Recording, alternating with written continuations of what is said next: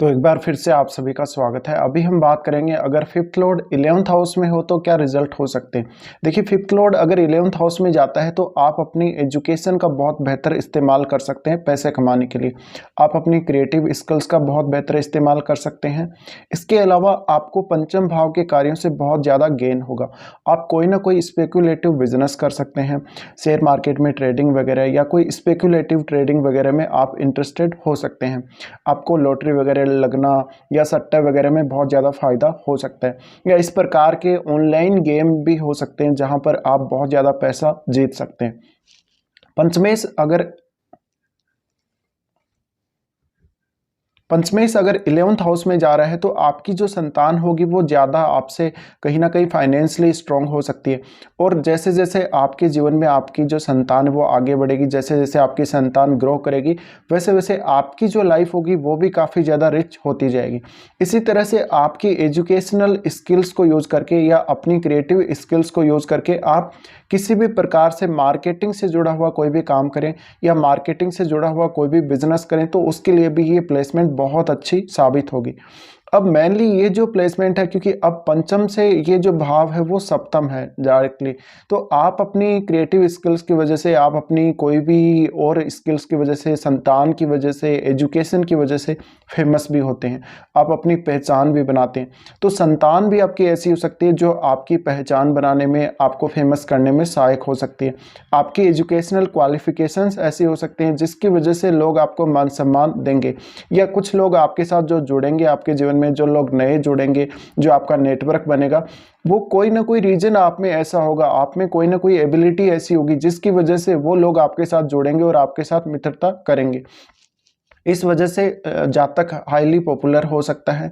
वो धन कमाने की जो स्किल है या अपनी एजुकेशनल स्किल्स की वजह से पॉपुलर हो सकता है, और उसको ये पता होता है कि वो अपनी जो एबिलिटी है उनका बेहतर तरीके से कैसे यूज कर सकता है। इस प्रकार का जातक अगर दूसरे लोगों से किसी भी प्रकार की सहायता प्राप्त करना चाहे या अपने दोस्तों से सहायता प्राप्त करना चाहे तो वो बहुत ज़्यादा अच्छा उसके लिए रहता है।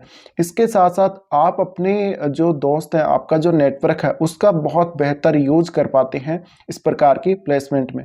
इसी तरह से आप अपने करियर में भले ही बहुत ज़्यादा अच्छे ना हो या आपका जो एजुकेशनल करियर है वो बहुत ज़्यादा हाई नहीं गया हो, ऊंचा नहीं गया हो, लेकिन फिर भी आप जो कुछ भी सीखे हैं, जो कुछ भी आपने ग्रहण किया है, जिस प्रकार की भी आपने एजुकेशन ग्रहण की है, उससे भी आप अपने धन को मैनेज कर सकते हैं, ज़्यादा से ज़्यादा धन कमा सकते हैं। तो भले ही आपकी एबिलिटी कितनी भी हो, भले ही आपकी क्रिएटिविटी कितनी भी हो, लेकिन उसका बेहतर इस्तेमाल आप कैसे कर सकते हैं, आप कैसे उन लोगों को खोज सकते हैं, किस प्रकार से उन लोगों को अपने साथ कनेक्ट कर सकते हैं जो लोग आपके लिए फाइनेंशियली या इमोशनली किसी भी प्रकार से सहायक हो सकते हैं। इसी तरह से ये प्लेसमेंट आपके किसी प्रेम संबंध के द्वारा या आपको बहुत ज़्यादा फायदा होना, इस प्रकार की प्लेसमेंट को दिखाती है।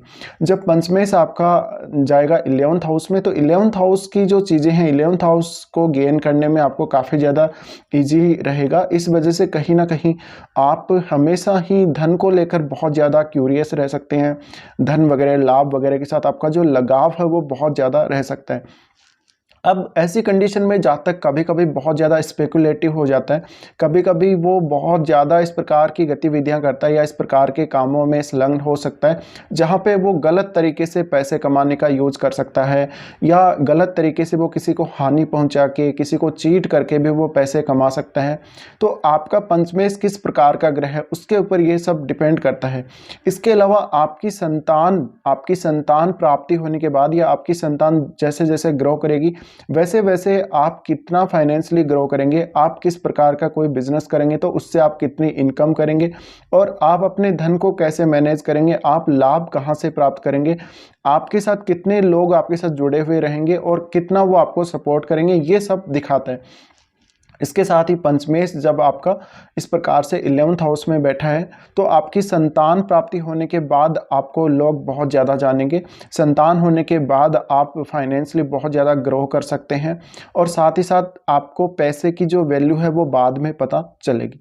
अब आपका पंचमेश किस प्रकार का प्लेनेट है, मान लीजिए वो बहुत ज़्यादा फायरी प्लेनेट है, तो कभी कभी आप अपने दोस्तों के साथ चीट भी कर सकते हैं, कभी कभी आपको संतान से रिलेटेड कुछ इश्यू हो, या इमोशनली बहुत ज़्यादा आप कुछ गलत कार्यों की तरफ अट्रैक्ट हो सकते हैं। तो अब आपका जो पंचमेश है, पंचमेश तो आपका 11th हाउस में चला गया, लेकिन आपका 11th लॉर्ड कैसा है कुंडली में, किस प्रकार की स्थिति में बैठा है, तो आपके वो भी डिपेंड करेगा आपके चार्ट में किस प्रकार की प्लेसमेंट पे है, उसी हिसाब से आप पैसे को बचा पाएंगे या अपने पैसे को मैनेज कर पाएंगे।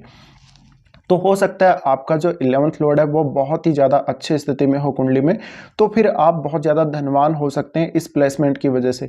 साथ ही साथ कोई भी लॉटरी जीतना या अचानक धन कमाना या अचानक से अमीर हो जाना, इस प्रकार की स्थिति भी बन सकती है अगर आपका 11th लॉर्ड बहुत ही ज़्यादा अच्छी स्थिति में है। साथ ही साथ देखिए, हो सकता है कि आपका जो 11th लॉर्ड है वो आपका 10th लॉर्ड भी हो।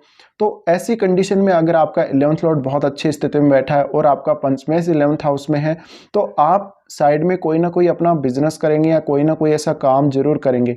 साथ ही एक अच्छी जॉब भी आप करेंगे, जिसकी वजह से आपकी जो पॉपुलैरिटी बहुत ज़्यादा हो सकती है। आप शुरुआत से ही जीवन में स्टार्टिंग से ही बहुत ज़्यादा पैसे वाले या अमीर हो सकते हैं। तो ये जो प्लेसमेंट है आपको जीवन में बहुत जल्दी अमीर बनाने और बहुत जल्दी पैसे के लिए बहुत ज़्यादा आतुर बनाने या पैसे के साथ बहुत ज़्यादा आपके इमोशंस को कनेक्ट करने के लिए जानी जाएगी। इसी तरह से आपके जो जितने भी दोस्त होंगे, जितने भी आपके प्रेम संबंध होंगे, उनसे आपको बहुत ज़्यादा बेहतर फ़ायदा मिल सकता है इस प्रकार की प्लेसमेंट में। तो इस प्रकार से आपको देखना चाहिए जब भी आपका 5th लॉर्ड 11th हाउस में बैठा हुआ होगा।